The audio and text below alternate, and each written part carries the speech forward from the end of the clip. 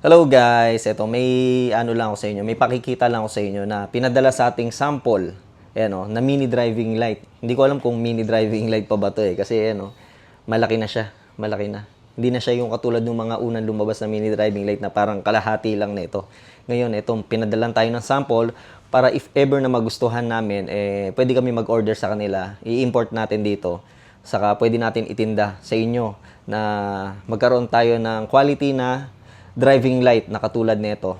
Maganda yung forma, malakas yung buga, high quality materials yung ginamit. Ayan.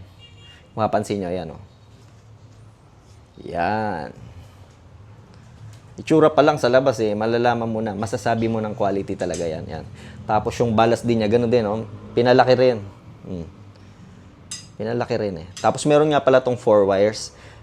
Yung ground, high and low, saka yung combination niya na high and low, yun.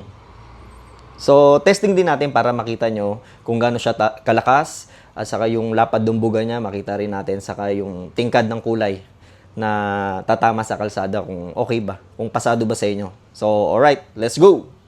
Jumbo, hindi mini driving light to. Testing. Isang piraso pa lang yan. Isang piraso pa lang. Putik ko siya, 11 grams. Isang piraso pa lang. Ano?